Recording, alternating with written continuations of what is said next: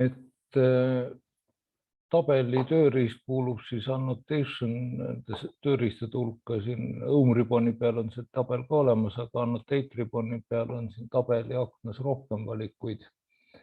Ja mul on tehtud siin omale tabeli stiilid, et põhimõtteliselt ma võin näidata, kus käib, et selle jaoks on siis tabeli stiilide manager, et see tegelikult siis tuleb ka siit selle kaldnoole pealt.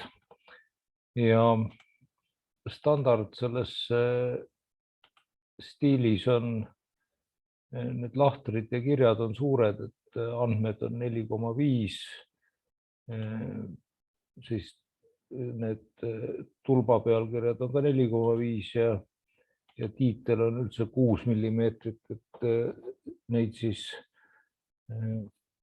väiksemaks teha, siis on mul tehtud oma stiil, kus siis on andmed on 2,5, tulva pealkiri on 3 ja tiitel on siis 3,5, et siis võtab vähem ruumi, aga see pole tegelikult siis kohustuslik seda teha. Algab siis, ta võib alustada tabeli tööriistast, aga kuna me tahame teha nendest andmetest, mis failis on, siis on selle jaoks kohe data extraction olemas. Et selles samasse kohta jõuabki siit tabeli tööriistast, kui siit valida see from object data extraction. Et põhimõtteliselt on täpselt sama, kui ma vajutan siit data extraction'i peale, siis lihtsalt jääb üks etapp vahele. Ja alguses siin esimeses aknas 8-st ei ole vaja midagi muuta, siit võib lihtsalt edasi minna. Ta küsib, kuhu kohta salvestada. Nii, kus mul need siis nüüd on.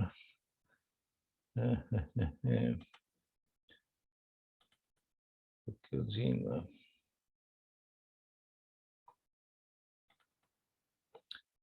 Nii, panen talle siis mingit nime. Ja siis läheb siit lihtsalt edasi. Nüüd kolmas lehekülg 8-st, see on siis nüüd selles mõttes oluline, et joonises on hästi palju andmeid, millest ta oskab seda andmeid üles leida, et meil ei ole kõiki vaja, et meil on vaja siis tegelikult ainult plokid ja ainult need plokid, millel on siis atribuudid küljes, siis peaks alles jääma ainult see meie enda tehtud plokk siia. On siis seal linnuka ära võtta display all object types ja panna linnuke sinna display block with attributes only. Nii, järgmine ehk siis 4. lehekülg 8. leheküljest. Siit tuleb kõik muu ära võtta, et auto atribuudid alles, et muud asjad meid praegu ei huvita. Ja kui siit nüüd next panna, siis me näeme juba nii-öelda selle tabeli eelvaadet, et see on siis 5. lehekülg 8. Et siit siis võib ära võtta need linnukesed eest, kus on siis count kolumn. No näete, tegelikult tuli välja, et mul on mingit ruumi vist 2 korda või ei ole. 4 ruumi, kõik on õige. Nii. Ja name kolumn ka ära võtta. Ja siis tuleb hakata nüüd neid järjekorda lohistama, et see on omamoodi tüütu, et kahjuks ta millegipärast on selle järjekorra sassi löönud, et siis tuleb lihtsalt lohistada need õigesse järjekorda valida see ära, mida lohistada tahate ja siis hakata lohistama, et kõige ette peaks tulema ruuminumber. Ruuminumber on kõige ees, ruumi nimi on teine ja ruumipind võiks olla siis 3.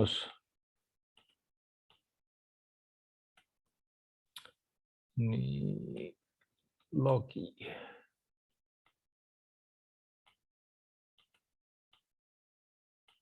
nii sai vist järjekorda.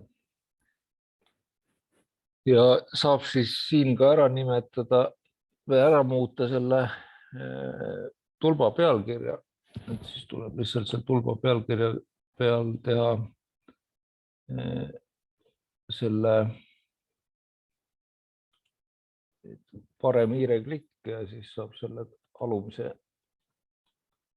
kaldkriipsu sealt ära võtta. Et seda jällegi hiljem on keeruline teha, aga praegu on suht lihtne. Nii, siis tuleb veel vaadata, et see esimene tulp oleks õiges järjekorras 1, 2, 3, 4, et selleks tuleb siis sinna selle tulba pealkirja peale klikkida, siis ta paneb selle kas siis kahanevas järjekorras või suurenevas järjekorras.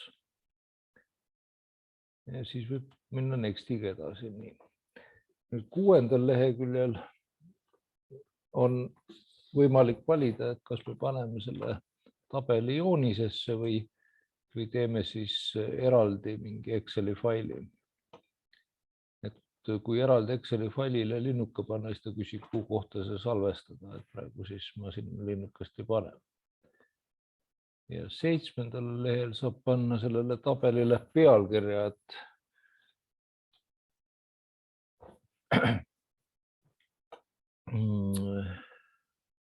ennem tiitlit sellel tabelil ei olnud. Ja siis edasi on juba 8. leht ja 8. leht on tegelikult lihtsalt selleks, et kui sa kogemata 8. lehe peale jõudsid, siis saad siit back'iga veel tagasi minna ja midagi muuta, kui midagi peaks vaja olema muuta. Aga kui ei ole vaja muuta, siis peale finiši klikkamist jääb see tabel meil kursori külge ja siis saab selle kuskile maha klikkida.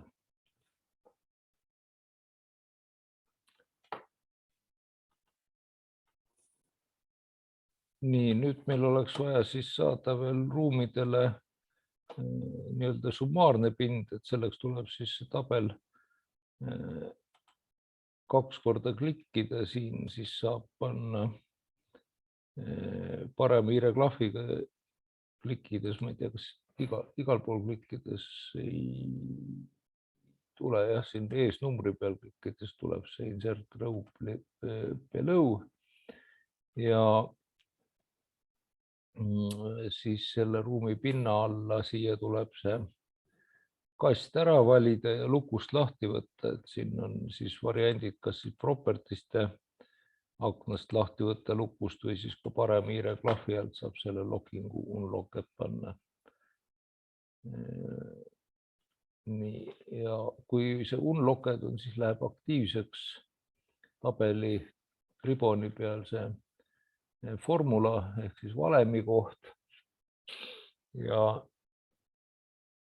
meil on siis siia vaja panna summa, siis ta küsib, et millise piirkonna summa, siis võib niimoodi aknaga venitades näidata neid lahtreid, mis siin selle summa kohal on ja kinnitada siis see valik enteriga. Ja nii, nüüd data formaat on mul siin vaja veel panna, et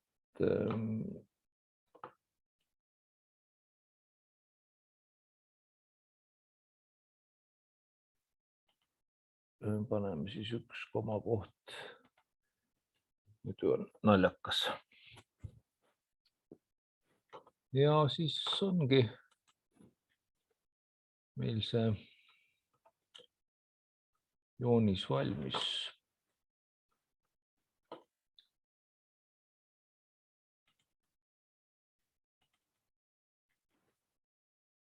Et ma vaatasin, mis mõõtkava mul on, et saab see kirjanurgaga õiged andmed panna, et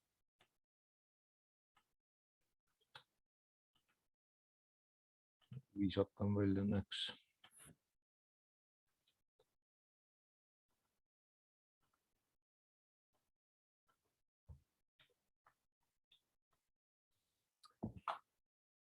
Võt, nii, aga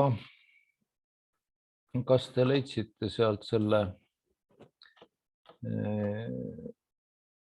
mis ta siis meil on, no ühesõnaga selle jagatud faili, mis ma teile jagasin?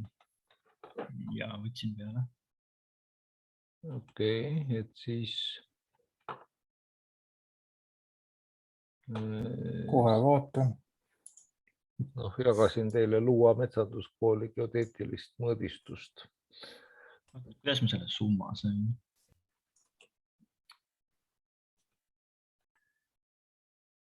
Et kui nüüd seda geodeetilist mõõdistust üritab avada, siis ta teile ilmselt ütleb ka, et on kadunud SAX fail, et selleks siis peaks teadma, mis asi see SAX fail on, et siis oskate suhtuda.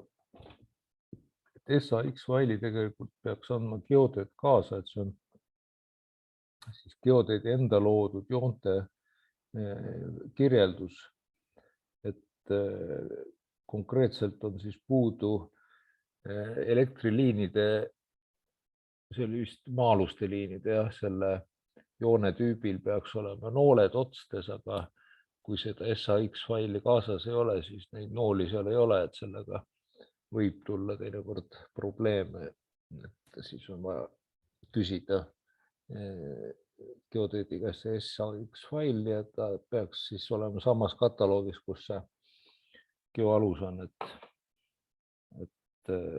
AutoCAD leiaks ta üles. Et praegult tuleb siis ignoreerida. Nii, ja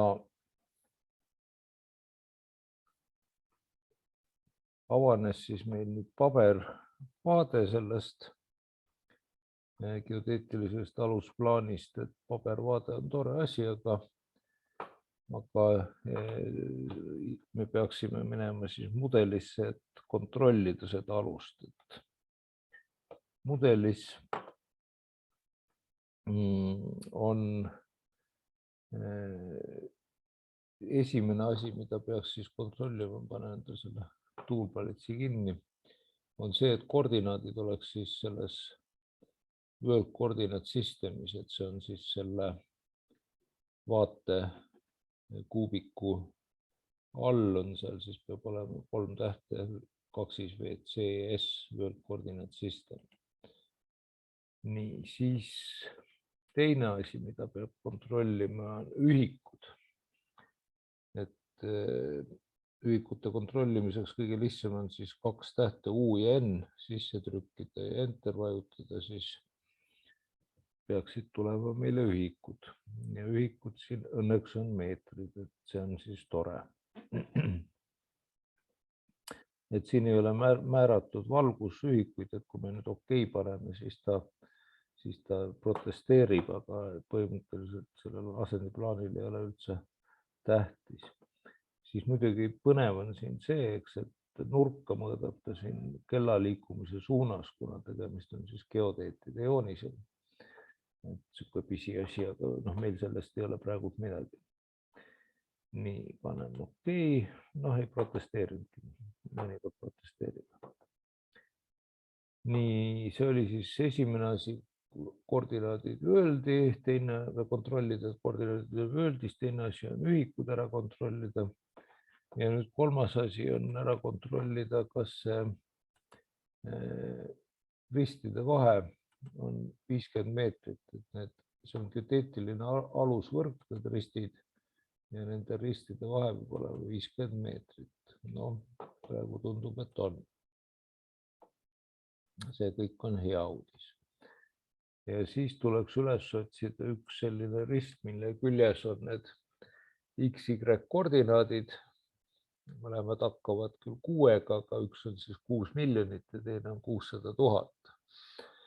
Ja nüüd selle risti asukoha kontrollimiseks on siis utility, see all on ID point, et võib ka trükkida lihtsalt ID, et siis tuleb ka see käsk. Ja ID pointiga saab siis kontrollida, et see rist asuks siis täpselt selle koha peal, kus ta siis nende kirjadega asuma peab. Ja õnneks sellel geoalusel siis on see rist täitsa õige koha peal.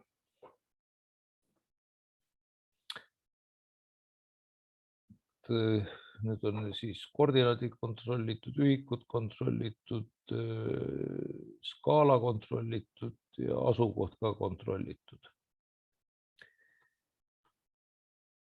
Nüüd tänapäeva need geodeetilised alusplaanid on siis hästi ilusad, värvilised ja kui see ei sega, et ta värviline on, siis ta võib värviliseks jääda, et ma olen siin lihtsalt nii-öelda projekti ilu pärast lasknud neid geoaluseid teha mustvalgeks, et see võiks siis alustada sellest, et Layer Properties Manageris valida kõik kihid ära, et kihte on siin hästi palju. Kõik kihid võtta lukust lahti ka need, mis lukus on, mis on kinni pandud, nii kõik kihid ära valida, siis tuleb parem hiireklikk teha ühe kihi peal ja select all. Ja siis saab panna kõigile värviks white.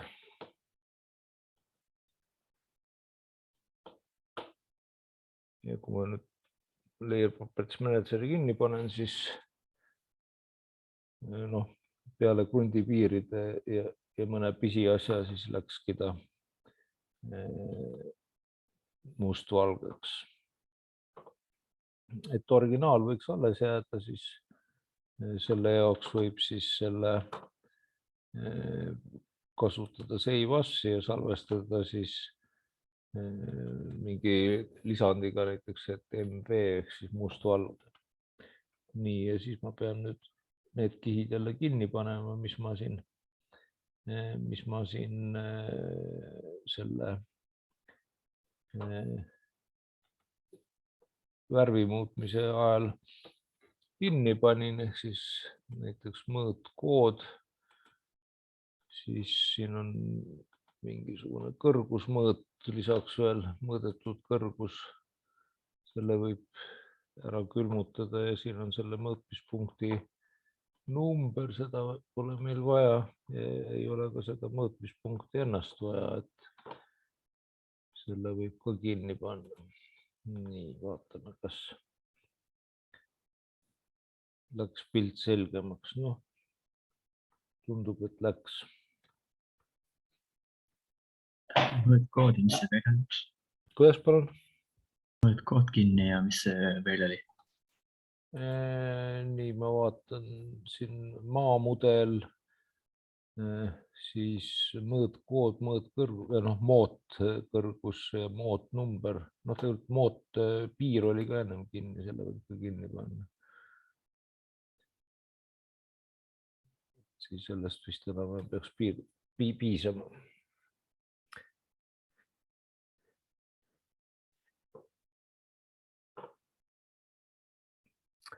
Ja siis salvestame ta mustvalge joonise, kui on juba salvestatud, siis võib uuesti salvestada. Ja siin failis rohkem sellel hetkel edasi ei toimeta. Et korrektne on alati siis jätta see geofail või geodeedi tehtud fail nii-öelda originaal alles ja enda tehtud asjad teha siis eraldi failis, et järgmisena siis räägimegi sellest, kuidas see eraldi faili tegemist. Et minul on tehtud endale template meeter mõõdustikus, aga kui teil seda meeter mõõdustikus template ei ole, siis muidugi võtate selle oma tavalise template'i ja esimese asjana siis muudamegi kohe ära, et ühikud oleks meetrites ehk siis UN ehk units, enter ja paneme millimeetrite asemele meetrid. Komakohad võib ka ära muuta, et näiteks 3 komakohta, et siis on nagu millimeetri täpsusega. et nii nüüd oskab see meie joonis skaleerida õigesti neid sisse pandud asju siia. Okei. Ja sisse tuuakse siis mõõdistus või see geodeetiline alusplaan selle insert ribboni pealt referentside aknas on olemas selline asi nagu attach, et põhimõtteliselt saab teda sisse, kuna ta on DVG, et siis saab teda insertida ka plokina. Aga vahe on siis selles, et kui ma insertin ta plokina, siis muutub ta selle joonise osaks. Ei ole enam siis iseseisev fail. Aga kui ma võtan selle referentsina alla attach'iga, siis jääb see fail iseseisvaks failiks ja ta ei ole enam ei kuulu selle joonise juurde. Sellel on muidugi see miinus, et kui ma seda joonist kellelegi saadan, siis ma pean saatma kaasa ka selle geodeetilise alusplaani, et muidu see teisel inimesel on näha ainult need asjad, mis mina olen teinud, et seda geodeetilist alusplaani näha ei ole. Ja sama asi kehtib siis ka nende attach'iga alla pandud raster image'ite ehk siis piltide kohta, kui sellega neid pilte joonisesse tuua. Attach iseenesest siis võimaldab meil sisestada kas siis pilte. No siin on DVF failid, siis microstationi, DGN faile, PDF faile, Autodesk point cloud'e, Naviswork mingid ja lõpuks siis on ka drawingud, et praegu meid huvitab siis see drawing. Ja siis tuleb üles otsida, kuhu me selle panime, selle mustvalge aluse.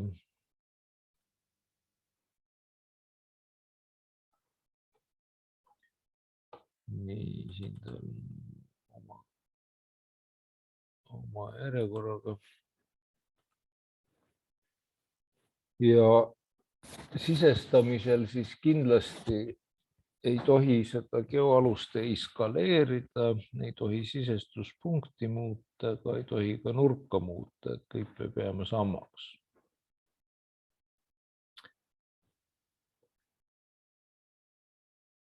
Ja see, kas siis ta nüüd attachment või overlay, see mõjub ainult nendele kihtidele siin.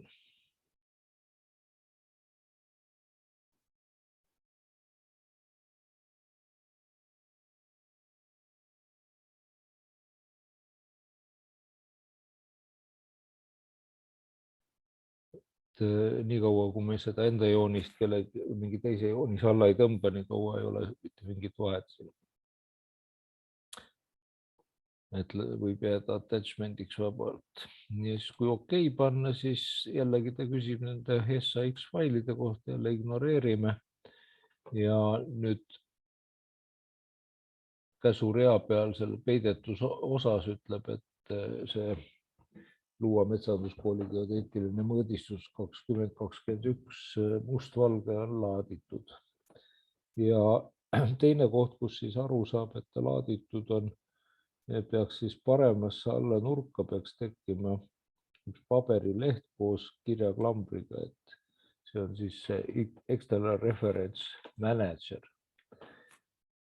See External Reference Manageris siis kui see joonis, mis on alla võetud, ära valida, siis ta näitab, kus kohas see on, et kui ta mõnikord juhtub, et ta ei leia seda üles, siis saab siit näidata, kus kohas seda otsida ja sellele saab siis parem klikk teha, saab siis unload või reload teha ja seda attachment ei ole siis mõistlik kustutada delete'iga, vaid on mõistlik detach ida siis kaob ta ära niimoodi, et tast mingit mälestust ei jää. Ja kui bind panna, siis ta tegelikult muutub plokiks meil siin joonises. Aga praegult ei ole siis vaja siin midagi teha. lihtsalt teate, et selline koht on olemas. Ja asub siis geodeetiline alusplaan praegu ühes suunas siis 600 000 meetrit eemal ja teises suunas 6 miljonit midagi meetrit eemal, nii et selleks, et seda üles leida, tuleb siis nüüd teha hiirerattaga topeltklikk või siis kellel hiireratas ei tööta, tuleb siis siit paremalt selle halli väikse riba pealt üles otsida zoom extents, et siis saab kogu selle pildi endale ette. Ja siin ekraani peal ta näitab seda attachmenti kergelt hallilt, tegelikult väljatrüki peal muidugi ta hall ei tule, et väljatrüki peal on ta endiselt siis mustvalge või noh, need piirid on siis punased siin nagu praegu on nad roosad, aga muidu olid vist punakas pruunid. Nii, ja kui attachment ära valida, siis avaneb external reference'i ribbon, siin on vähe võimalusi. Edit in place või siis avada eraldi failis. Avatud ta meil juba on eraldi failis ja saab siis teha talle mingisuguse clipping boundary ehk siis selle, kuidas seda teistes programmides nimetatakse, seda klippimist, et see on see kärpimine eesti keeles. Et kui tahab siit mingit osa ära kärpida, kusjuures siin kärpimisel on selline tore asi, et kui see kärpimine teha siin, noh, ütleme näiteks, et ma siit sellest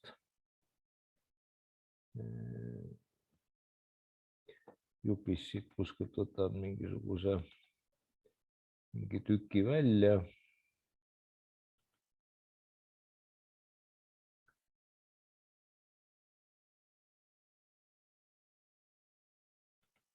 Nii, et siis on kaks varianti, et üks variant on see, et ta näitab seda osa, mis ma valisin välja ja kui see noole peale klikata, siis vastupidi, see osa, mis ma välja valisin, et seda ta siis mulle ei näita.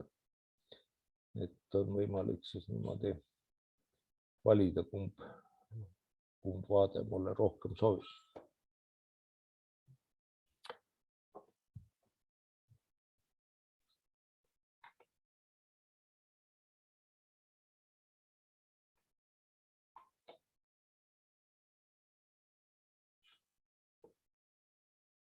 Nüüd,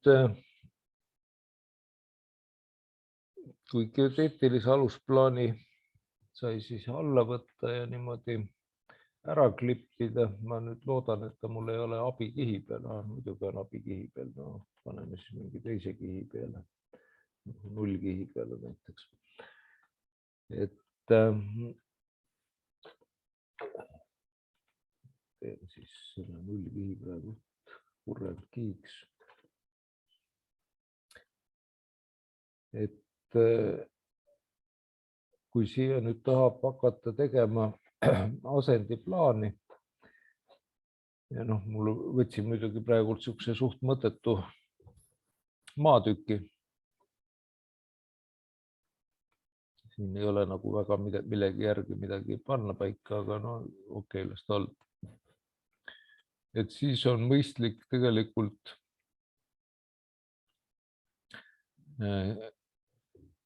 see osa, mille peale nüüd nii-öelda see asendiplaan teha, et see osa on mõistlik ära katta siis selle wipeout'iga, mida me oleme juba varem kasutanud, et mis peaks nagu peaaegu tuttav olema. Ja eriti mõistlik on ennem veel koordinaadid panna siis niimoodi nurga alla paika, et kui ma hoone sisestan, et siis kohe oleks ta õiget pidi. Et koordinaadid on samamoodi valitavad nagu muud objektid ja kui siin sellest kandilisest kohast kinni võtta, ja liigutada kandilisest muutmispunktist kinni võtta ja liigutada nad uue koha peale, siis saab panna nad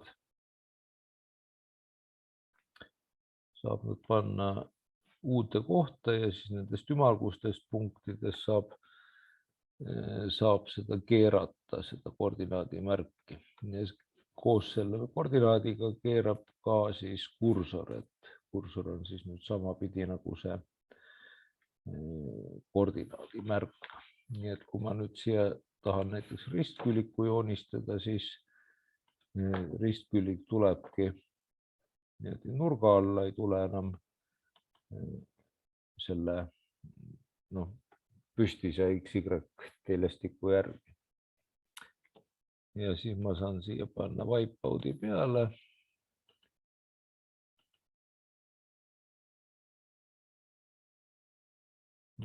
Kustutame ära ja teeme selle wipeout'i siis propertistest läbipaistvaks.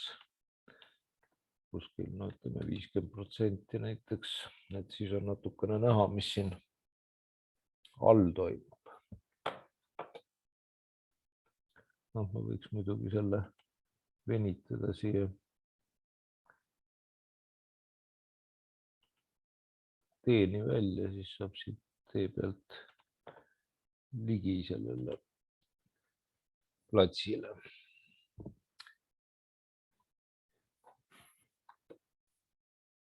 Nii, ja nüüd tänu sellele wipeout'ile siis geoalus ei domineeri siin, et saab selle geoaluse peale siis oma asjad ilusti paika panna. Ja maja, mis me teinud oleme, on mõistlik sisse panna plokina, mitte attachment'ina. Et võib siis insert ploki ikooni alt selle noole peale klikkida ja siis võtta more options.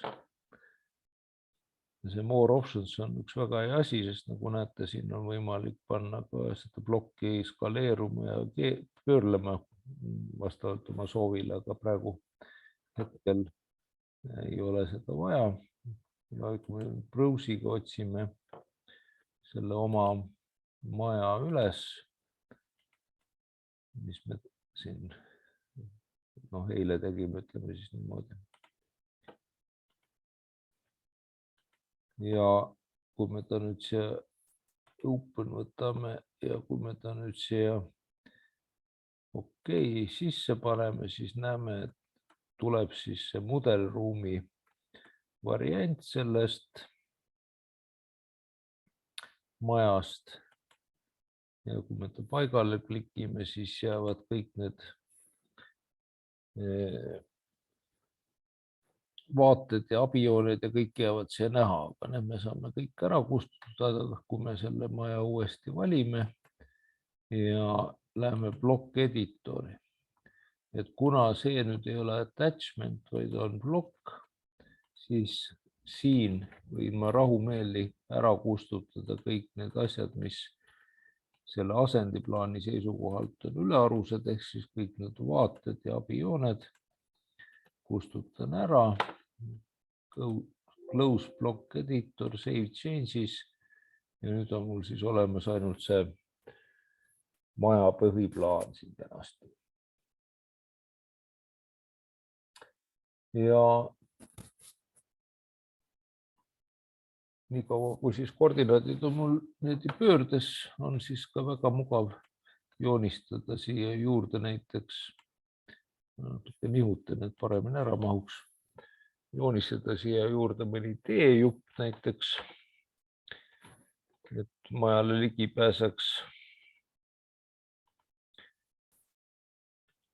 Et ära me siis unustame jah, et me joonistame meetrites, et siis see tähendab, et need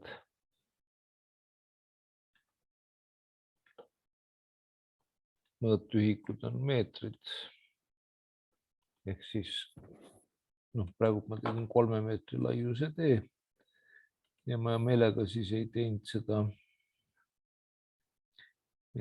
seda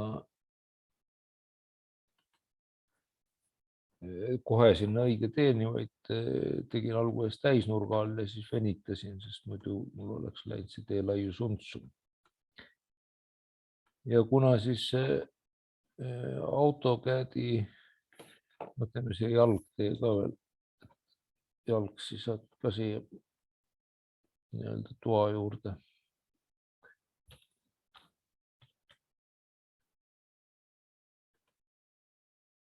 Et kuna see AutoCAD-i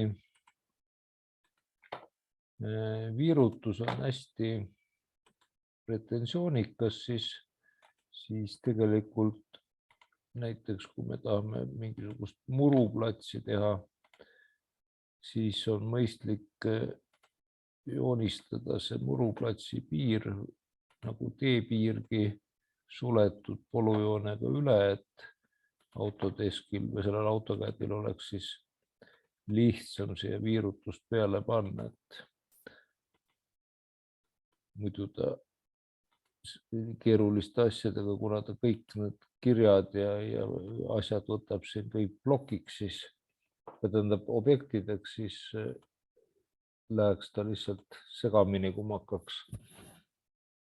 hakkaks siia selle big pointiga viirutust panema, et kui ma panen talle see viirutuse select objektiga solid, paneme muru jaoks ühe ilusa muruvärvi.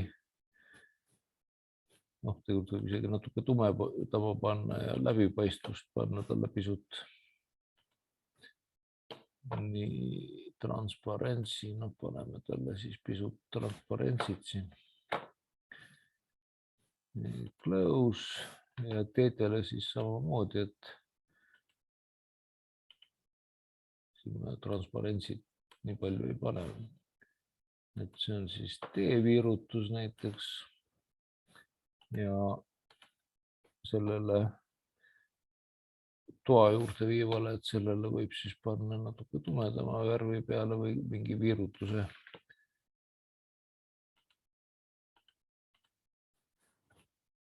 Et siis on mingi väike erinevus. Nii ja tuulpaletsi pealt võib siis siia lisada ka näiteks mõne auto.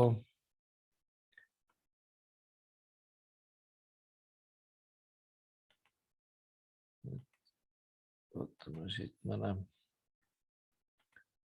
plaani ja paneme siis, keerame teda lihtsalt rotate'iga.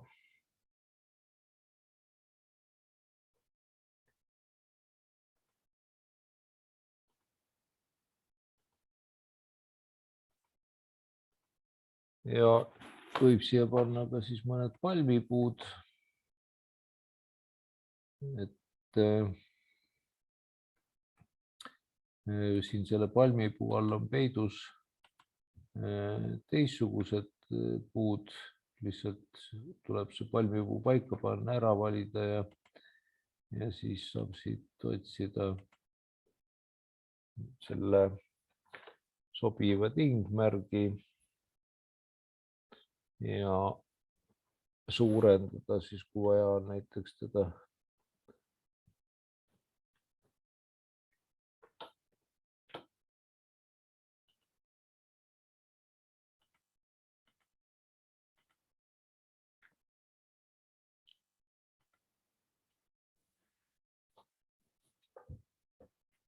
ja kui me nüüd tahame siia EKI näiteks teha, siis EKI jaoks võib tõmmata siis polujoone endale ette.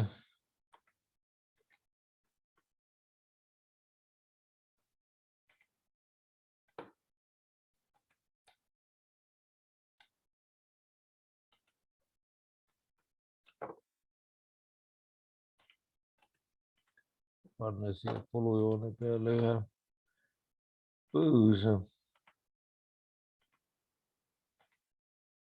Ja siis sellele põõsale teha siis nüüd pass array, see on siis polar array'd me ei kasuta, siin me rektangulari ei ole veel kasutanud, aga pass array kõlbab selle jeki tegemiseks kõige paremini, et see põõsas ära valida, võtta baasarei ja klikkida selle olujoone peale ja panna siis vahe näiteks pool meetrit ehk siis punkt 5. siis ongi mul siin kohe hetk olemas. Enteriga lõpetan ära ja selle joone, mis mööda see hetk käis, selle võin siis ära kustutada. See joon võib ka kõver olla, ei pea sirge joon olema.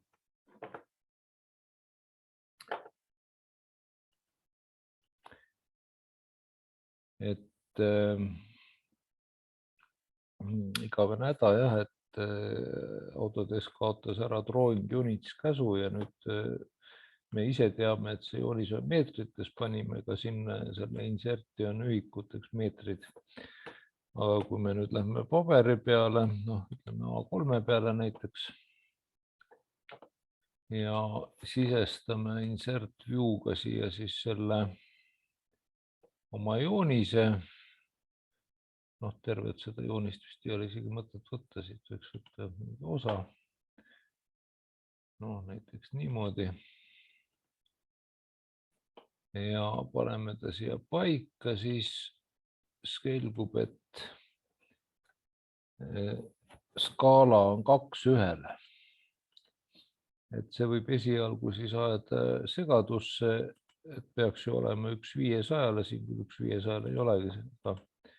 Aga tegelikult siis on see 2:1 ongi tegelikult 500, sest AutoCAD võtab ikkagi seda meetrit kui millimeetrit, mis tähendab, et me peame siis ise selle skaleerima nii-öelda selle 1000 korda suuremaks ehk siis 1000 korda 1/500 saamegi selle 2:1 mõõtkava. Et see on siis selline väikene ebakõla selle, noh, salvestada võib ka muidugi vahepeal. Väike ebakõla siis noh, nii-öelda selle, mis me teame ja mis siis AutoCAD arvab teadvat.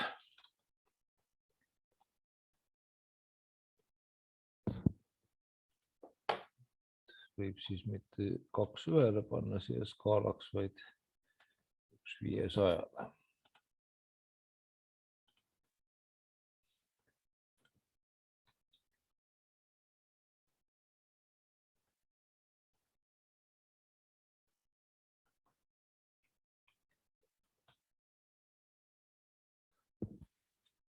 Nii, ja noh, asendiplaanil võiks siis olla ka mõned mõõdud peal. Ja kuna mul õnneks siis on need pandud kenasti selle krundi piir, noh, selle maatüki piiriga tasa, et siis ma saan siia panna need, noh, paralleelselt maja siis, ma võtsin vale, ma võtsin lineaari, ma tahtsin aligned võtta. Aligned.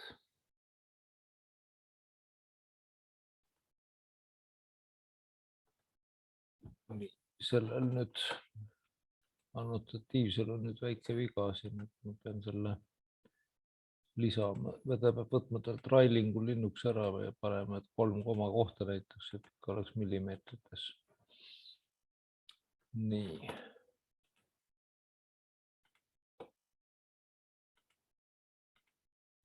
Ja noh, üks viga muidugi veel, et sellel dimensiooni tekstil ei ole siin tausta, peaks taustaga panema. Et muidu, kui mingi asi alla jääb, siis on halvasti loetav see number.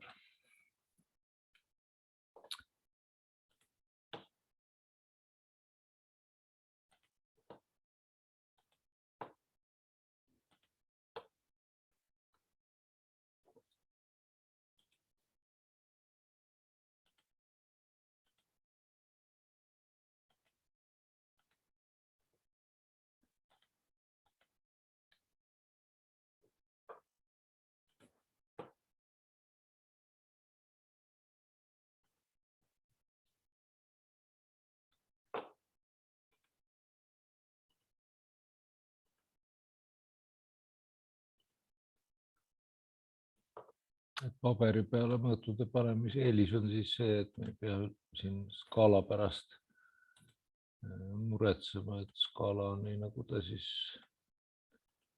tekst on ikkagi 2,5 millimeetrit kõrge.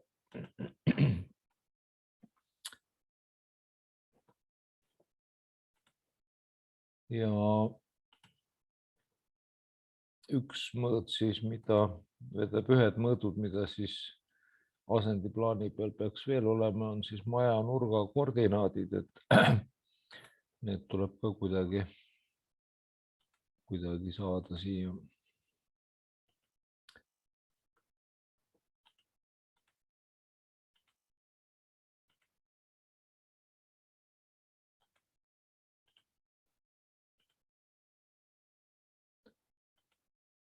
No nii, aitab nendest mõõtudest küll vist.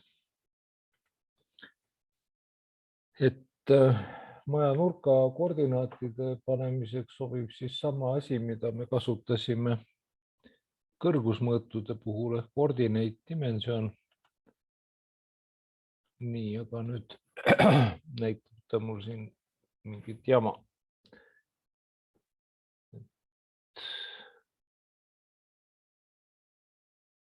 Okei, et muidu ta tavaliselt ei taha just nende ise pandud koordinaatide külge napsata, aga nüüd ta napsas, et ma pean panema siis need user koordinaat system'i pean panema World'i, et ta mulle siis õigemaid koordinaate näiteks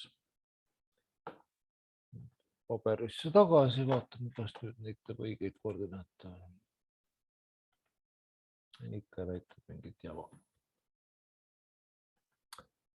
Ikka näitab sellest samast nullpunktist, kus ma siin ennem olin.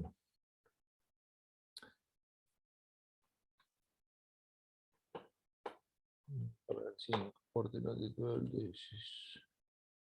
siis äkki hakkab õigesti näitama.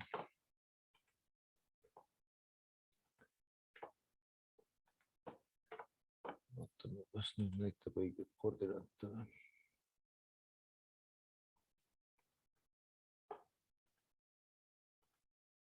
Nüüd näitas õiget koordinaati, jah.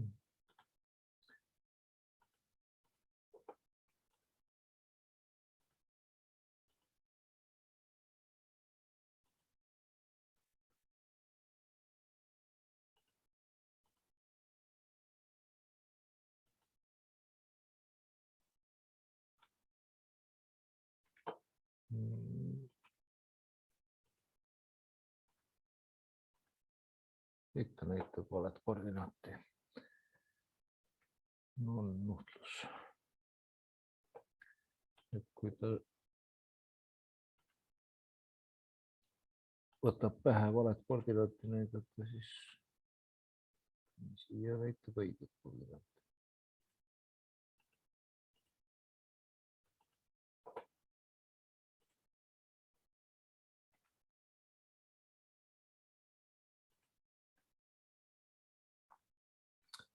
No proovime, kolm nurka peab kuidagi saama. Äkki siis saab, nii siin näitab õiget, siis on lootust, et saab kolm koordinaat, seda nurka kätte.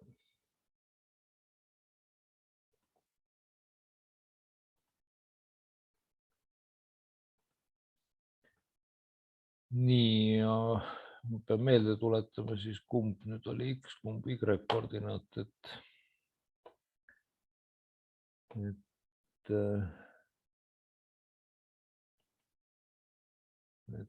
600 000-ga need peaks olema vist Y-id. Neile saab siis panna prefiksiks, et Y võrdub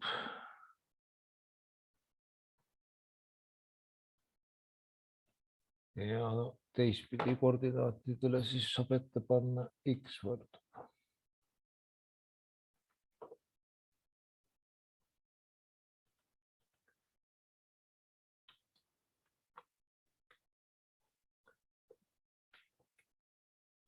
Noh, peale selle peaks asendiplaanil olema eksplikatsioon ja tingmärgid, aga põhiline selle mõõtkava määramine ja mõõtude panemine, et see on nagu praegult olemas, siis võib proovida seda liidrit veel, et panna liidriga siis selle maja külge näiteks jutt, et see on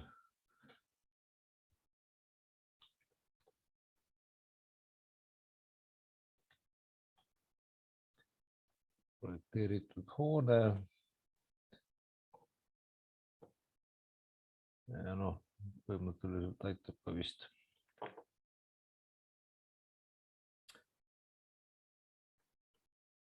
Projekteeritud puudele võiks ju ka mingi kirja juurde panna. Nii, panen selle serva siis abikihi peale, et siis kaob mul ära, kui ma välja trükin. Ja loeme siis hetkel selle asendiplaani tehtuks, kuigi eks ta natukene puudulik on.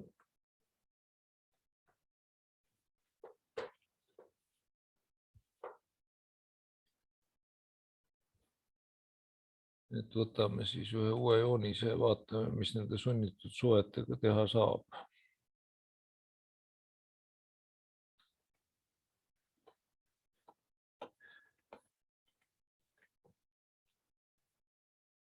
Et alustame kõige lihtsamatest asjadest, et teeme näiteks täiesti suvaliselt lihtsalt mingid täiesti suvaliste pikkustega mingid jooned, 4 tükki, et täitsa ükskõik mis nurga all, täitsa ükskõik mis pikkusega. Panen nad küll nüüd mingisuguse muu kihi peale see.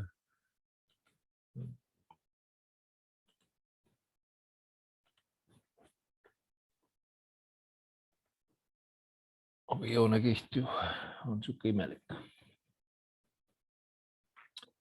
Nii, ja need sunnitud suhted siis minu nimetuses on siis ingliskeelselt parameetrik, et selline ribon on olemas. Ja kõigepealt siin on siis olemas geomeetrilised constrained ja dimensionaalsed constrained. Et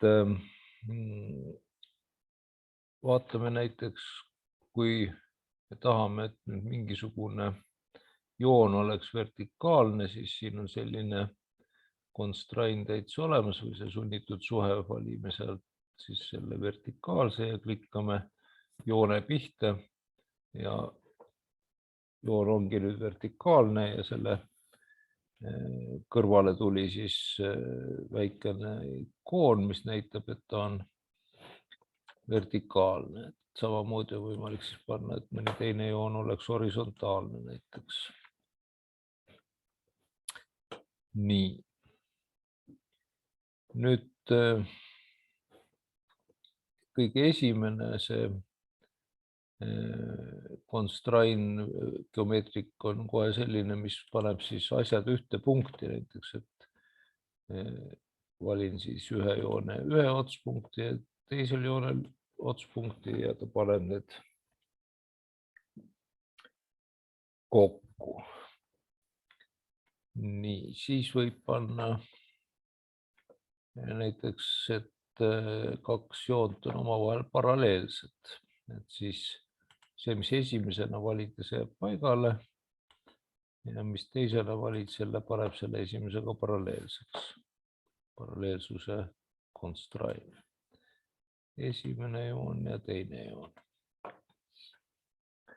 Nii, siis võib panna näiteks, et need 2 joont peavad omavahel olema võrdsed. See joon ja see joon peavad olema võrdsed. Ja see joon ja see joon peavad olema võrdsed. Nii, siis paneme veel, et see nurk ja see nurk peavad olema koos. Ja nüüd on meil vaja panna siis, et see nurk ja see nurk oleks koos. Et põhimõtteliselt saime siis nüüd nendest üksikutest joontest ristküliku. ja kui ma nüüd panen siia veel mõne mõõdulise constraint'i,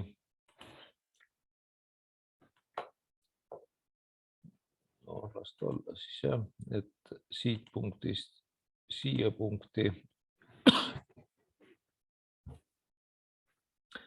et see peab olema näiteks 500 ja siit punktist siia punkti peab olema siis 2 korda 500, 2 korda ja 500 ma ei pea trükkima, vaid panen siis D1. Ja kui ma nüüd seda esimest mõõtu muudan, panen siia selle 500 asemele panen 200 näiteks, siis oskab see AutoCAD kohe mõlemad mõõdud omavahel sobima panna. Et selline kõige lihtsam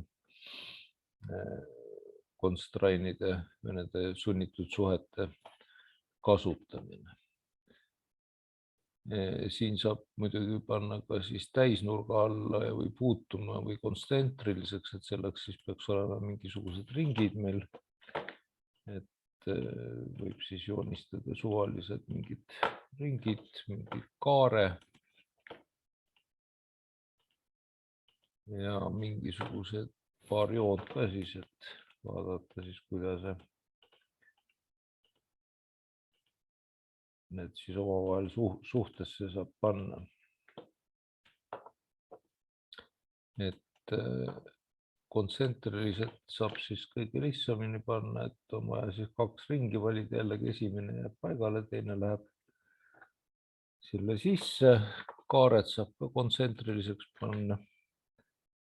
Et selle kaare saab panna siis selle peale. Nüüd jooned saab teha, et on, nojah, nüüd ta pikendas seda kaart mul siia. Ma lootsin, et ta paneb kokku, aga okei, ma saan panna niimoodi, et see punkt ja see punkt oleksid koos. Okei, ta nüüd pani teistpidi, kui ma lootsin, aga põhimõtteliselt, kui ma nüüd selle niimoodi ta ei lasegi. Ma pean siit selle praegu ära võtma ja siis ma saan panna ta siia poole. Vaatan, kui ma nüüd panen selle. Nii. Nüüd tegi niimoodi, nagu ma tahtsin. Et kõigepealt on siis mõistlik panna punktid kokku. Piire alla. Nii, ja siis saab panna, et on siis tangentsiaalne.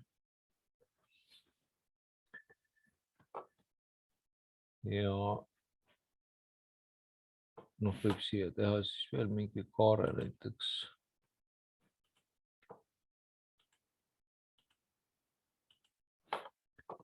Ja panna siis, et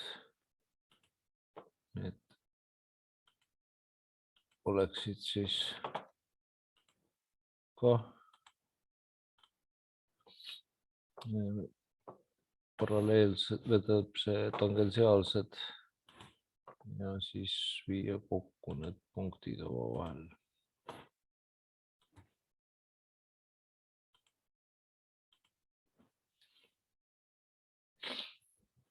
Nii, ma mõtlen, ma võin siia mingi uue ringi teha, et panna selle siis jälle kontsentriliseks. Selle ringi vist võib ära kustutada, siis segab see niisama. Nii, ja siis võib hakata siin nüüd neid dimensionaalseid sunnitud suhteid panema, et näiteks sellest raadiusest vedev läbimõõdus siis hakkaks kõik minema. Et see oleks siis näiteks 150. Nii, siis kaare raadius oleks kaare raadius oleks selle võrdne dia 1-ga.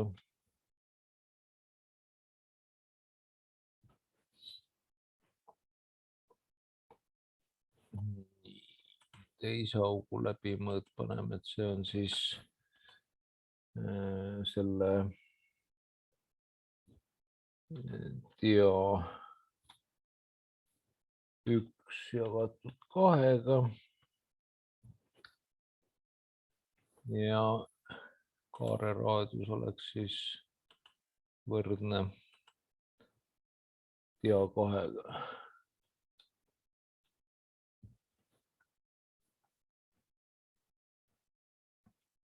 Nii, paneme siis mingi selle keskpunktide vahe ka siin. See oleks siis näiteks 2 korda dia 1.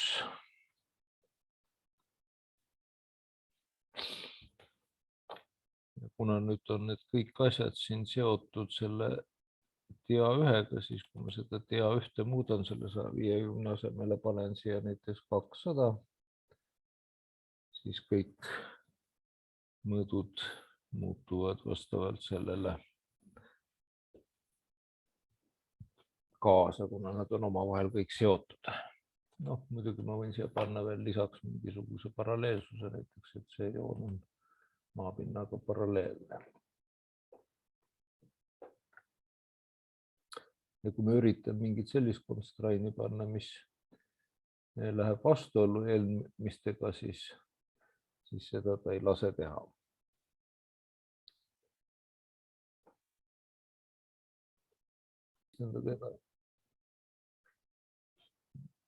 Ma korra panen siis selle algse olukorra tagasi.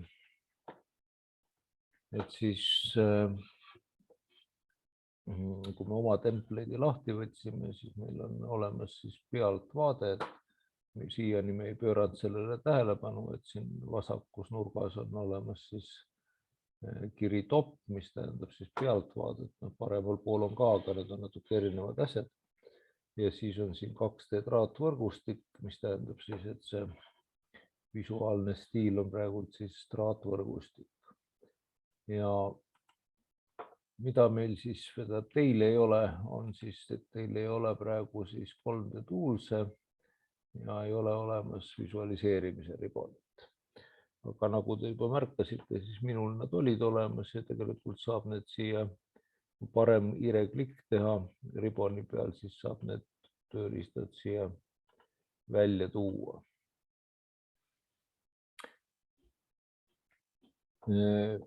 On küll olemas siin all vasakus servas ka siis nii-öelda workspace ehk tööruumi variandid 3D Basic ja 3D Modeling, aga miks ma neid ei kasuta, on see, et siis lähevad need tavalised 2D tööriistad, muudavad asukohti ja siis on nagu nende otsimine pisut tülikas, et ma võin korra näidata, et see Basic on siis selline suurte ikoonidega 3D tööriistadega ja 3D Modeling on siis selline, kus on need kõik tööriistad, mis siis vähegi võimalik on siis nähtavad, aga meile sobib täiesti see drafting ja annotation,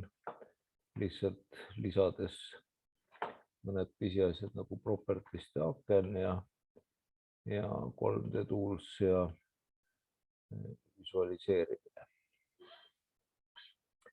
Nii, ja 3D toolside riboni peal, 3D tööriistade riboni peal on siis kõige esimene tööriist kohe boks, et kui ma nüüd selle boksi tööriista võtan ja hakkan seda nagu ristkülikut joonistama, niimoodi ta tegelikult täitsa juba tulebki, et aga kui ma nüüd panen talle, ütleme nagu ristkülikule 2 külge ära, siis ta küsib mu käest kolmandat koordinaati ehk kõrgust. Ma panen siis selle ka, kui ta juba küsib. Noh, et pealtvaates on nagu ruut ikka. Me vaatame, mismoodi ta siis näiteks SV isomeetrikus välja näeb. Noh, nüüd võiks arvata, et tegemist on siis kuusnurgaga, et midagi nagu aru veel ei saa. Et selle jaoks siis, et oleks natukene arusaamist, ongi siis need visuaalsed stiilid, mis siis on seal üleval vasakus nurgas selle 2D traatvõrgustiku all. Ja need on siis conceptual, hidden, noh, need realistik on praegu täitsa nõme, siit ei paista, nii kaua kui materjali ei ole määratud, ei paista nagu midagi, shading näeb ka täpselt samasugune välja. Shaded with edges näeb ka suht samasugune välja, halltoonides näeb hall välja, nagu arvata ongi. Sketši on siis ainuke niisugune natukene põnevam. Siis 3D wireframe, see näeb siis põhimõtteliselt välja nagu 2D wireframe, ainult et koordinaadi märk on praegu siis jäme ja siis on veel X-ray ehk siis läbipaistev. Et conceptual on siis kõige ilmekam nendest praegu hetkel. Ja IRE-rattale lisandub siis nüüd selle 3D modelleerimise juures üks funktsioon, et kui vajutada Shift klahv alla ja IRE-ratas alla, siis me saame seda kujundit liigutada ehk pöörata vaadet, siis muidugi jah, mitte kujundit. Et saame siis sellest nii-öelda 45 või noh, ta ei ole 45, see on isomeetriline vaade, ehk siis et sealt saame siis pisut välja, et on natukene ilmekam see pilt. Panen praegu hidden'i peale. Nii, ja nüüd hidden'i peal on kõige paremini näha see, mida ma järgmisena tahtsin näidata, et Autodesk on siis arvanud, et jube tore on, kui koordinaadid automaatselt muutuvad, et kui ma võtan näiteks ringi tööriista ja lähen mingi külje peale, siis see külg läheb aktiivseks ja vähe sellest, ta keerab kohe siis ka selle XY telje selle küljega paralleelseks, ehk siis kui ma nüüd joonistan, siis ma joonistan just selle külje peale, mis siis praegu aktiivne on, et ta keerab ise need koordinaadid selle küljega paralleelseks.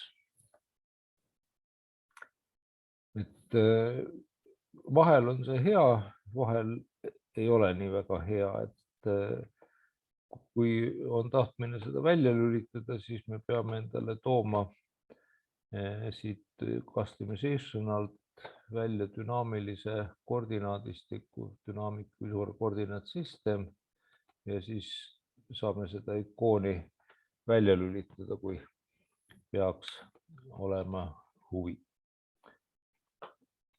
Ja selle koha peal ma tavaliselt siis näitan ka esimest seda nii-öelda, noh, tähendab neid elementaarseid 3D kujundeid, silinder, koonus, sfäär, püramiid, kaldpind, baranka ja see polusolid, et neid võib ise proovida, et siin midagi ületamatult keerulist ei ole, aga siis esimene siis solid editing tööriist on siis press pull ja sellega on nüüd väike märkus või selline tähelepanemise koht, et üldiselt töötab see niimoodi, et sellega saab siis mingit pinda kas siis venitada või suruda, et kui klikkida piiratud pinna sisse. Kui ma klikin joone pihta, siis juhtub see asi, et tuleb eraldi objekt, et see ei ole enam selle objekti osa, mille peal see joonistatud oli, et siin nüüd see on eraldi objekt, mis ma siin siis tegin selle kujundi pihta klikkides ja kui ma klikkisin suletud pinnase peale, siis tuli üks tükk selle tulemusena, et noh, kui ma surusin selle pinnaselt seest läbi, siis on näha, et need eraldi tükid, need jäid ikka eraldi. Ma kustutasin praegult ära.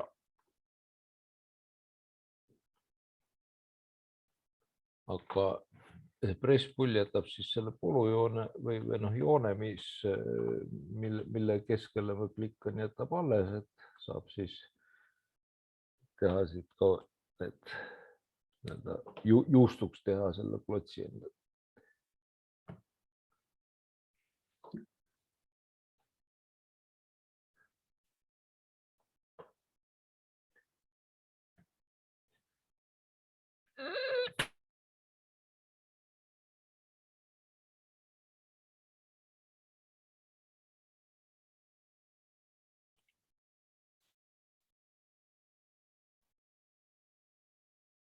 Et 3D modelleerimise juures siis on see oluline, et kuidas, mis vaatesse mida joonistada, et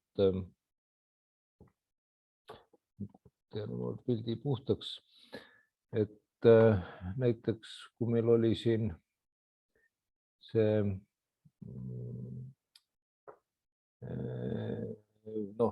esimesel tunnil tegime ühe selle vidina mingisuguse joonestusülesande harjutuse, eks ju, et siis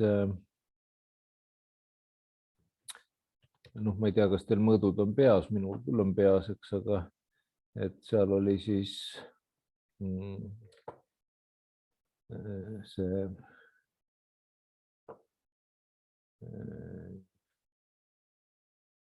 selline trackingud sealt on segavad.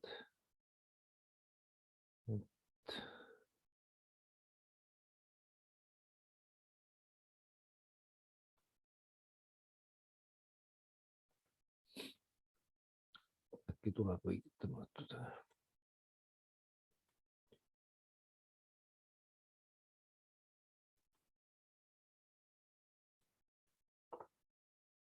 Pealtvaade oli siis selline ja kui eestvaade võtta, siis front view, siis eestvaade oli,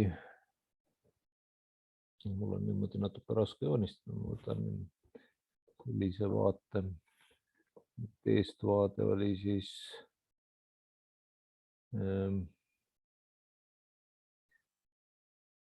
ma tahaks koordinaate nihutada natuke, et õnneks on see võimalik, et koordinaadid nihutan tagumise pinna peale.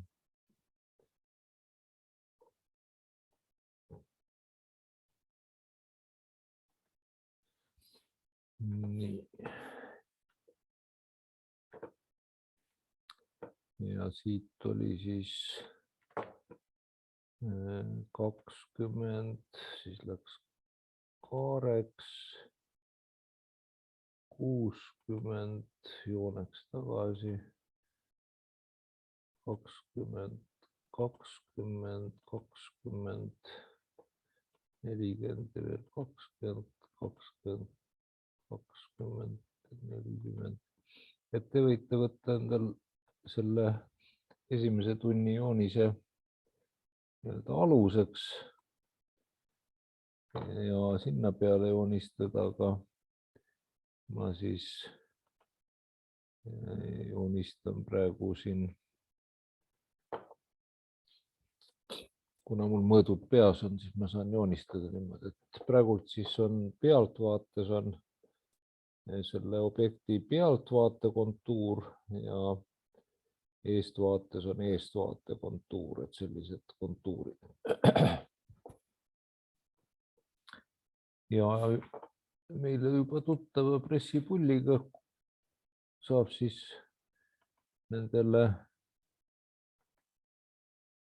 anda ruumilisuse, et see, kui palju siis see pikaks venitata, see ei ole üldse oluline, sest nendest kahest tükist saab käsuga subtrakt, ei mitte subtrakt, vabandust, intersection, vabandust, jah, intersektioniga saab siis nendest kahest objektist kätte selle sama mudeli, millega me siis nägime seal 2D joonestamises kõvasti vaeva.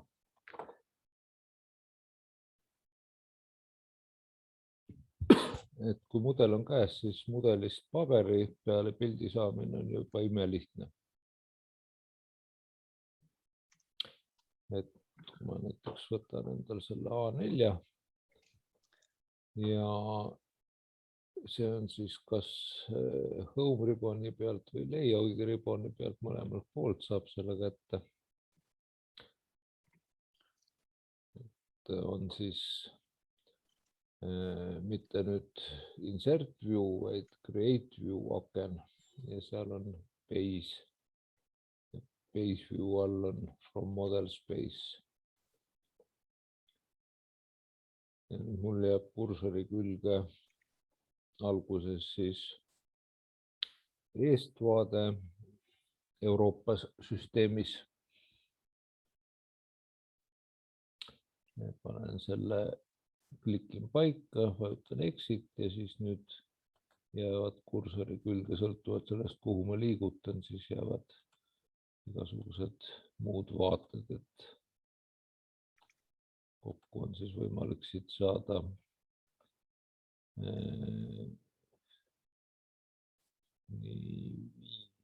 6, 7, 8, 9 vaadet kätte.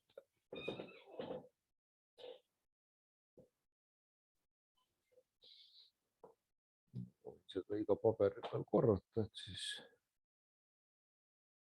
sõltuvalt paberi suurusest siis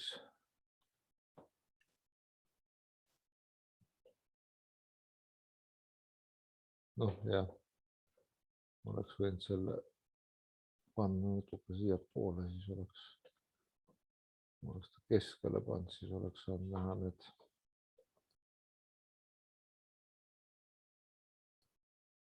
ülejäänud vaated ka siit.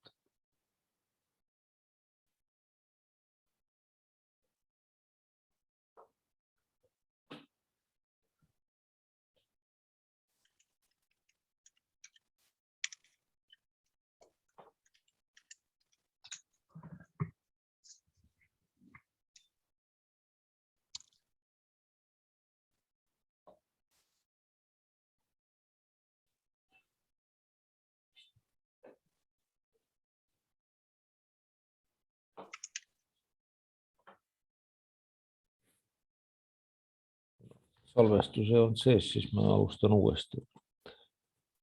Et siis seda taburetti, ümmargustaburetti on mõistlik joonistada eestvaates alguses ja joonistada siis pool istumisplaati, mille esimene punkt on siis 0 ja 400 ja teine punkt on siis 150, 20.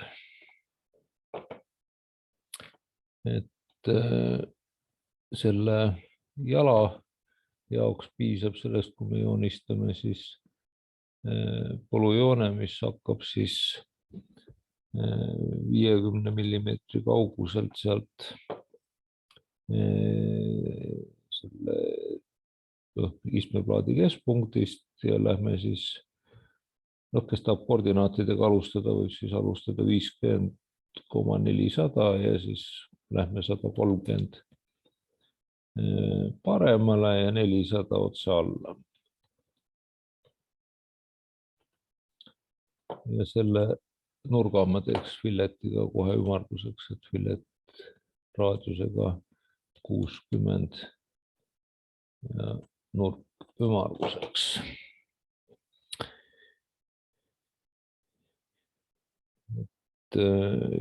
Istmeplaat, mis algas siis punktist 400 ja 0 ja 400 ja oli mõõtudega 150, 20 ja siis jala üks joon, mis hakkab siis punktist 50, 400 ja läheb 130 paremale ja 400 alla ja siis 60 raadiusega filletiga nurkümarguseks. Pealtvaatesse võib siis joonistada selle jala ristlõike, see on siis, alguses ma joonistan ta täiesti suvalise koha peale, et X suunas 20 ja Y suunas 40. Ja siis võtan isomeetrilise vaate ja lohistan, liigutan selle jalaklotsi siis move'iga. Baaspunkti võtan ühe külje keskpunkti, selle välimise külje keskpunkti ja liigutan selle siis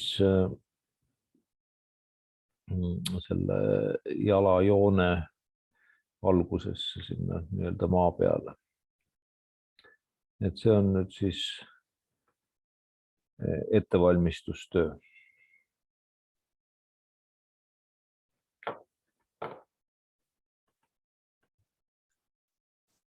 Nii, et 3D Toolside ribon ja võtame selle istmeplaadi profiili ja otsime siit modelingi alt üles Revolve käsu, see on siis keskel. Ja kui meil on objekt valitud ja Revolve käsk tehtud, siis ta küsib ümber, millise telje seda objekti peab nüüd pööritama hakkama. Ja tegelikult, kui me nüüd tegime niimoodi, või kui te tegite niimoodi nagu mina, siis teil tuleb ümber Z-telje seda keerutada, ehk siis valin Z-i käsurea pealt või trükib Z-i Enter ja siis ta pakub vaikimisi 360 kraadi, siis tuleb lihtsalt Enter panna ja ta teebki selle toolipõhja nii-öelda valmis. Ja teeme selle toolipõhja servad ka kohe ümaraks, et siin selle 3D Toolside Soliditetingi akna alumises vasakpoolses nurgas on fillet edge. Ja fillet edge'iga siis mitte nagu tavalise filletiga valiti kahte joont, siis siin on vajagi selle telje peale klikkida või noh, serva peale, mida me tahame ümaruseks teha. Ja vaikimisi raadius on tal 1 millimeeter, et tegelikult ta juba siin tegi selle 1 millimeetriga ära. Kui nüüd Enter vajutan, siis tegelikult oli ennem ka võimalik raadius valida, aga nüüd on ka võimalik raadius valida ja kui ma panen selle raadiuseks 10 ja Enter, siis hakkab juba see serv olema selline, nagu ma tahan ja selle kinnitamiseks ma vajutan lihtsalt uuesti Enter.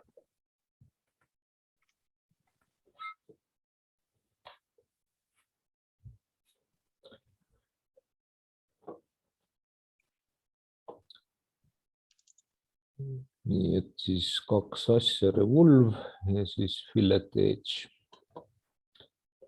Et fillet edge'i kasutamine võib olla natuke keerulisem. Ja jala tegemiseks sobib siis käsk, mille nimi on extrude. Et jällegi võib selle jala ristküliku ära valida, võtta extrude käsu. Nüüd see jalg hakkab juba kohe kasvama. Nagu presspulligagi, aga selleks, et ta nüüd selle kõveruse ka teeks, siis tuleb kas trükkida B ja Enter või siis vajutada käsurea peal path'i peale ja siis näidata seda polujoont, mille me joonistasime ennem selle jalakuju jaoks. Ja siis meil on nüüd olemas ühe jalaga taburet. ja 3 jala saamiseks tuleb siis see 1 jalg ära valida ja nagu me 2D-ski tegime polar array'ga ümber 0 punkti ja 3 item'it.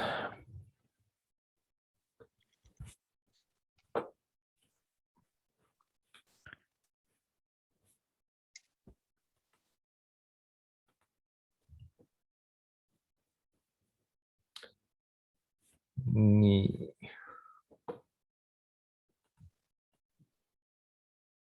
Nii, nüüd, et asi huvitavam oleks, siis lähme korraks visualiseerimise ribboni peale, vaatame, siin on olemas selline asi nagu materjal brauser kohe selle visualiseerimise kirja all. Ja kui sinna klikkida, siis alguses näeb teil see asi välja niimoodi siis umbes, jah.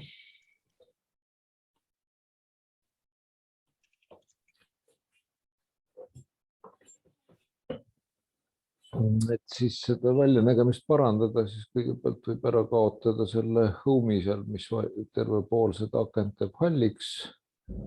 Ja teine siit noolte pealt saab siis selle valida, et tuleks siis thumbnail view ja saab siis siin valida ka selle autodescriber'i järel on nool, sealt saab siis valida, mis materjalist tahate siis seda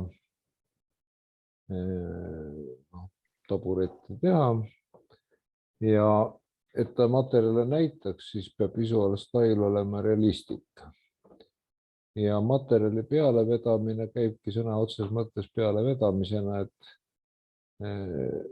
klikite hiire alla materjali ikooni peal ja lasete siis seal selle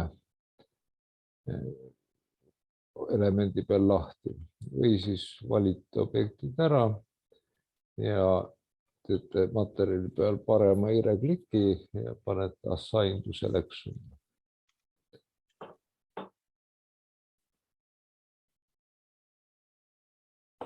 Et kui meil siis modelis on siin juba need materjalid peal, siis paberis materjalide näitamiseks tuleb muuta visual style ära, et võtta siis base view. Nii, kahjuks nüüd ühte materjali ta mul ei taha seal näidata. Okei, ma katkestan praegult ära, ma panen sinna selle sama materjali, mis mul siin teeb. Teeme niimoodi. Okei, nii. Ja siis muudan siit visual style'i, panen shaded with visible lines näiteks visual style'iks. Nii. Ja.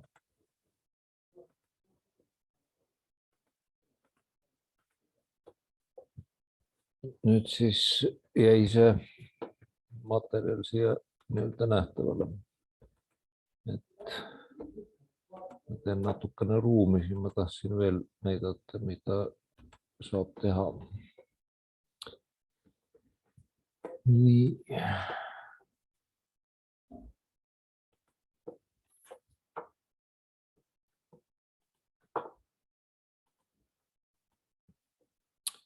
Et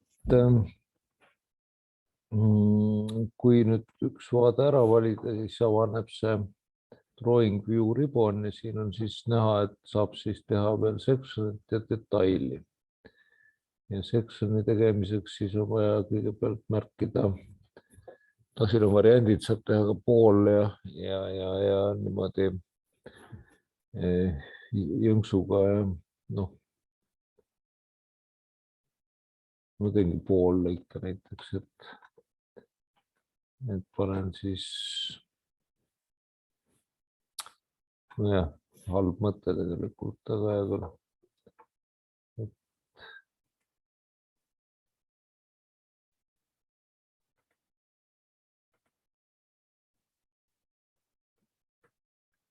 Nüüd on siis niisugune imelik lõige. Ma võtan selle tagasi, see tundub nii nõme. teeme siis täislõike ikka.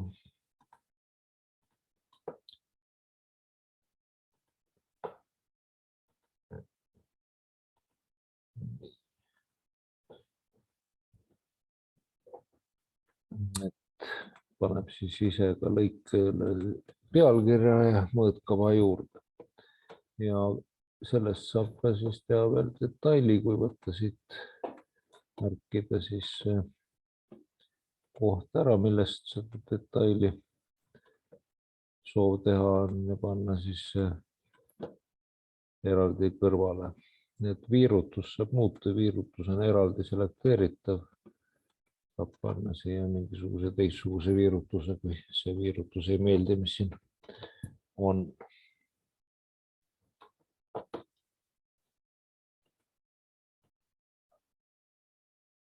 Et siis nüüd veel üks taburet, et seekord siis on see tegelikult jällegi selliste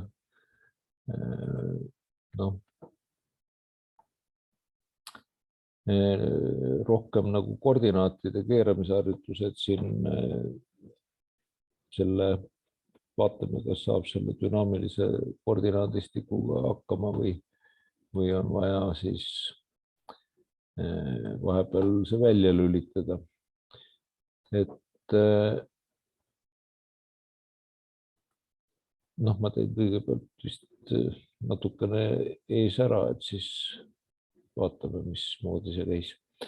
Et 4 jalaga taburet siis alates 0 punktist ja jalgadega siis ütleme 45 korda 45 ja kõrgus ütleme 400 või 450. Nii, et see läheks siis nüüd selle nullkihi peale ja nullkiht jooksvaks. Ma natuke keeran, sest noteerib see isomeetrilise vaate puhul see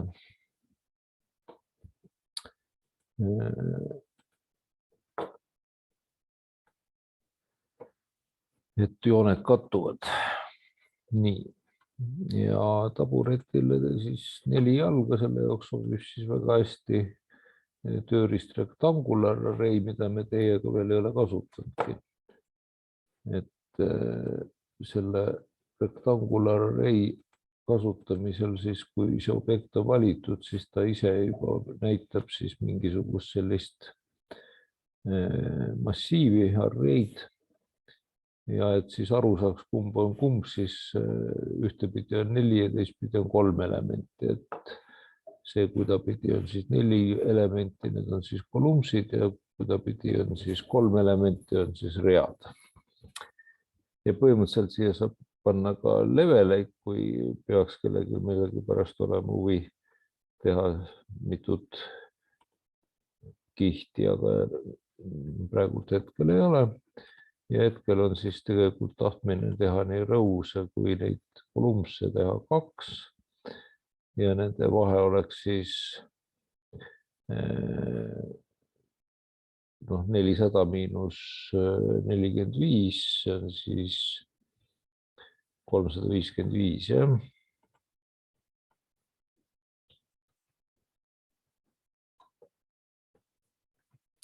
Ja assotsiatiivsus peab olema väljas, muidu AutoCAD ei saa aru, et tegemist on 3D objektidega. Close array. Ja nende vertikaalsete jalgade vahele teeme siis ühendustükid, siin saab kasutada objekt snappi. Ja võib siis kohe materjali peale panna, siis on ilusam vaadata. Et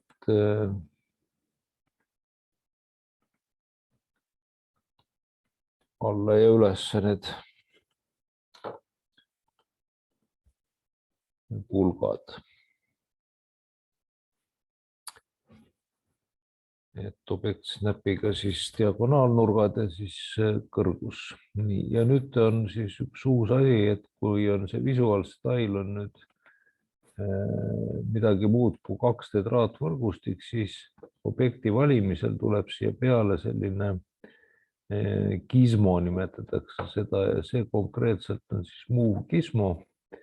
ja see võimaldab siis täpselt liigutada telje suunas, et kas siis punane on X-telg, roheline Y-telg ja sinine on Z-telg, et kui ma tahan Z-telje suunas liigutada, siis valingi siit Z-telje ja kirjutan kuhu poole ma pean hiirega näitama ja siis kirjutan, kui palju ma tahan teda liigutada. Ja siis saab näiteks kopeerida teisele jalale sama koha peale.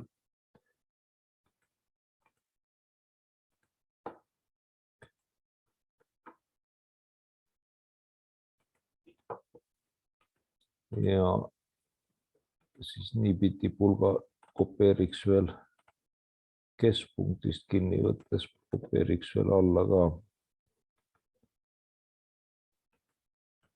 Et selline karkass.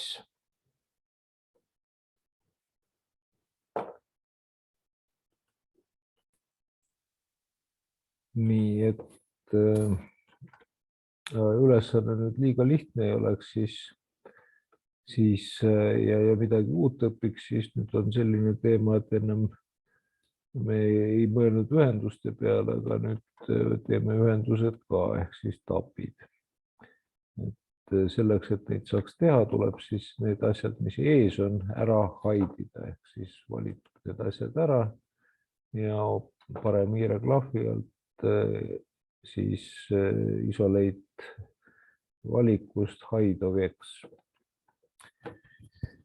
Ja nüüd tuleb siis siia joonistada ristkülikuga nii-öelda tapi kuju, et mis ta siis võiks olla, mingisugune 45 oli see, et ütleme siis 20,45 või. Lihtsam oleks muidugi olnud joonistada siis see 22,5, et siis oleks olnud pool, aga hea küll. Nii, ja seda ma saan siis nüüd kopeerida siin tegelikult teistesse otstesse ka, kus on siis samasuguseid tappe vaja. Nii, et siin selle külje peal on vaja teistpidi tappi, et siis ma panen ta alguses kõrvale maha ja siis keeran 3D rotate'iga, 3D rotate'ida pole veel näinud, et see muu kisma saab muuta siis, kui seal lähedal parem klikk teha rotate kismaks ja liigutada selle kisma siis näiteks siia nurga peale ja 3D rotate'iga valides siis selle ratta, mida mööda keerata. Praegu ma valisin siis rohelise ratta ümber Y-telje, keerasin selle klotsi siia. Escape'iga lahti ja pressipulliga siis veab siit need, läbi ei vea, seekord ma teen mingi 30 mm pikkused need tapid siia. Nii. Rohkem praegu siit teha ei saa, nüüd tuleb teine ots keerata teisele poole, et selle ristküliku ma kopeerin ka teisele poole, muidu mul seal seda ei ole. Siis keeran teise poole ja peidan need pulgad ära, mis mind siin segavad. Ja vean siis siit jälle pressipulliga need 30 välja siit. Jällegi siis mitte ristküliku pihta klikkida, vaid sinna sisse. Nii, nüüd ma pean siis objektide isoleerimise ära lõpetama ja nüüd tegema siis vastupidi, et need, mis mul praegult olid nähtavad, et ma siis pean ära peitma.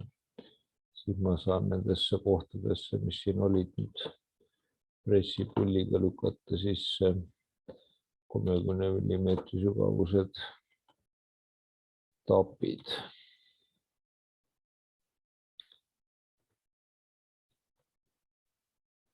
Nii keerame teise külje.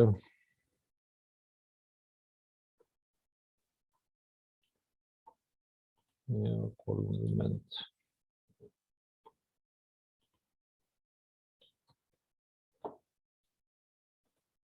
tapp sisse. Nii. End object isolation. Ja nüüd on mul nendel pulkadel vaja veel otstesse tappe. Siis ma saan teha näiteks tagurpidi variandi, et isoleerin need objektid ära. Keeran natuke paremini endale ette. Teen siia siis selle uue ristküliku.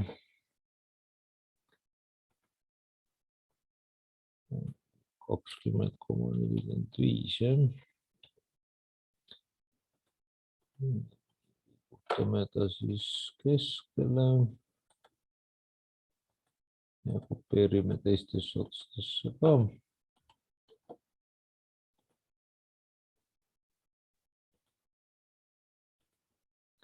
Et põhimõtteliselt siin on siis ainuke uus asi selle asjade peitmine ja nähtavaks toomine.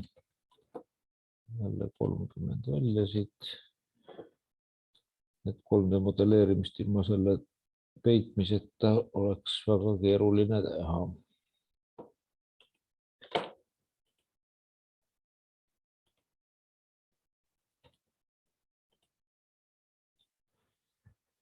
Nii, lõpetame isoleerimise ära ja nüüd ma siis pean need pulgad ära peitma. Ma saan lükata siis sellele need tapikohad sisse.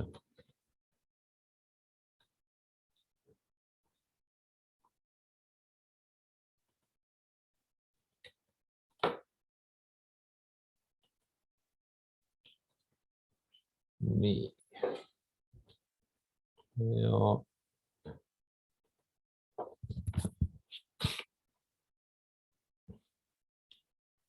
et kui te siin praegult ei jõua seda teha, siis võite pärast teha seda tappimist, et viimane asi, mis siis tuleb, siia on boksiga peale üks laud.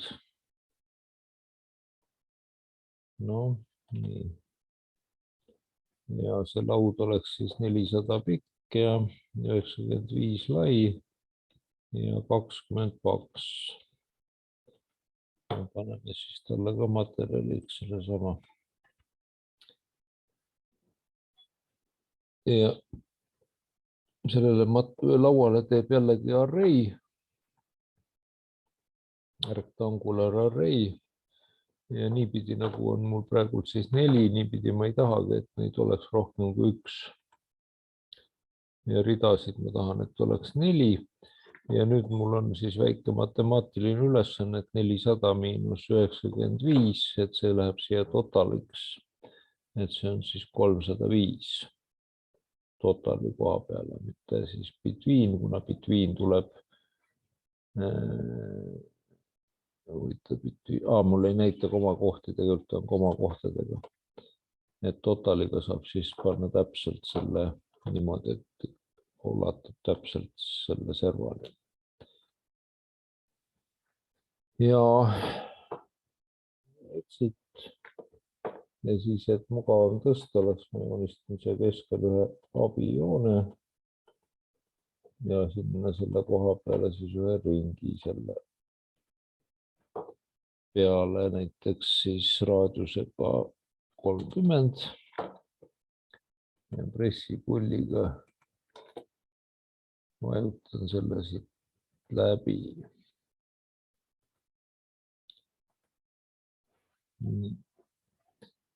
Ja et siis serv ei sooniks tagumikku, siis teen need servad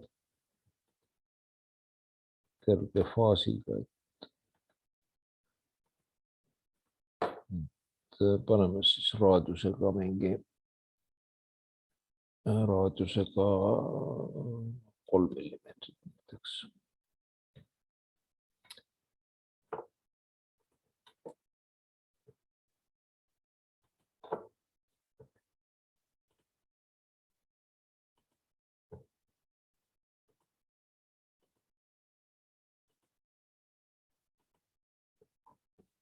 Nii, mis see telgi ei jäänud külge, jah.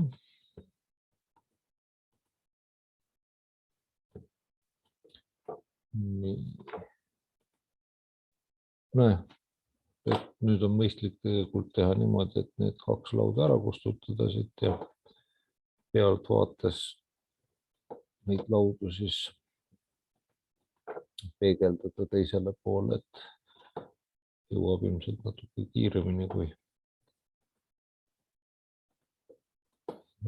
kiiremini kui siis selle filet edge'iga. Ja siis läheb see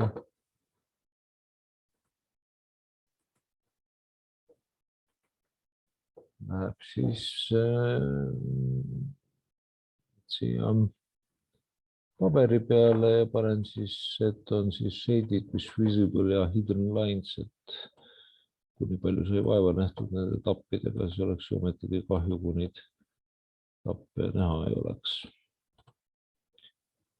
Et kui nüüd see isomeetrilise vaate teeb liiga kirjuks, siis sellele saab edit view teha ja panna siis siin, et ta näiteks ainult visible lines. Ja teeme siis mingisuguse lõike ka siit. Full section.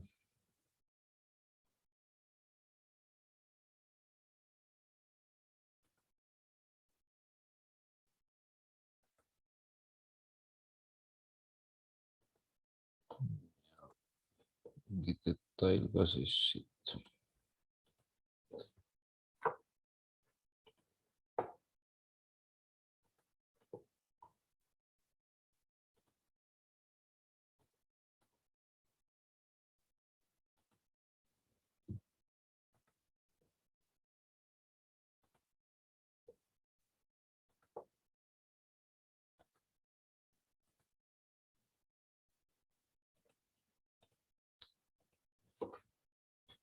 Okei.